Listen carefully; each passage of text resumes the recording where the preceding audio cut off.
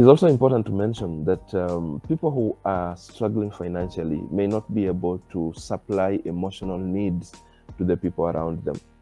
Okay, because if you are also ailing emotionally, you cannot give what you don't have.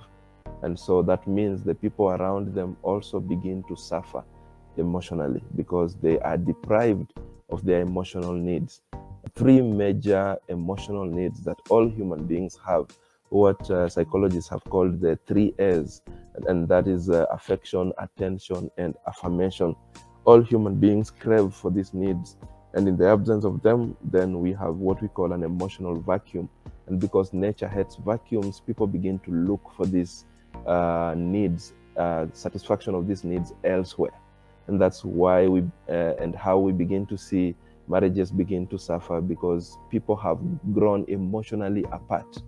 Okay, emotionally apart because there is no supply of emotional needs.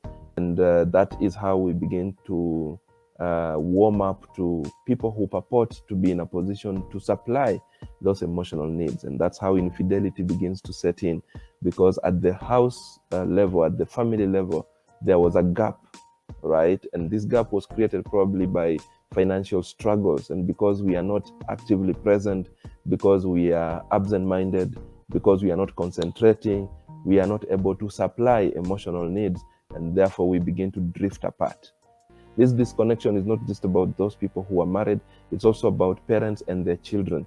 If parents are struggling financially and they are not able to concentrate on parenting and be able to supply emotional needs to their children, there's also a gap that begins to ensue, a gap that begins to happen between parents and their children, on the other hand, and that begins to affect the entire parenting situation.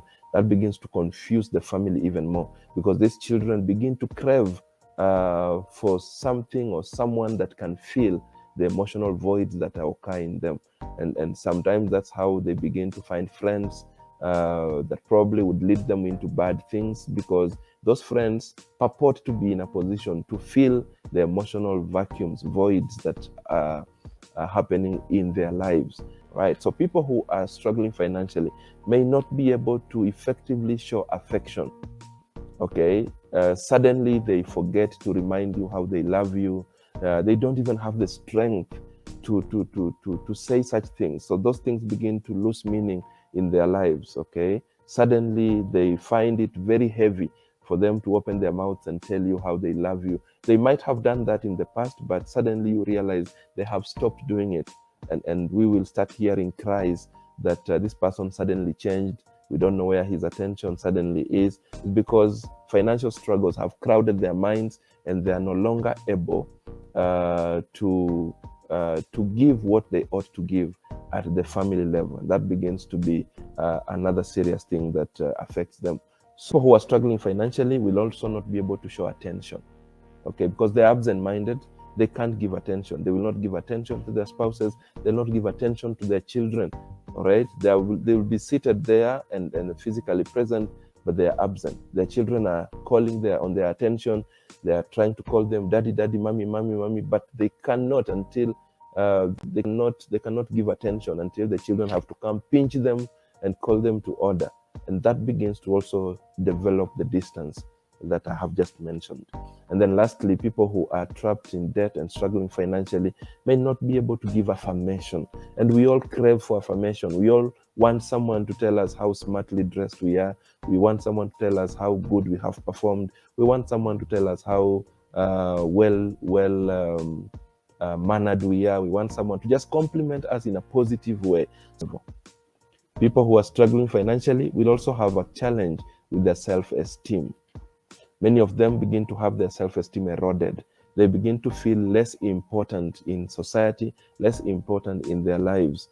Okay, people who are struggling financially begin to isolate themselves. They begin to ask themselves questions like, nikikanyaga nyanya za wenyewe, and so they just want to stay with themselves. They forget that isolation leads to termination. Okay, the moment you start to isolate yourself, that's the moment you get prone to temptation. That's the moment you get to entertain thoughts of suicide.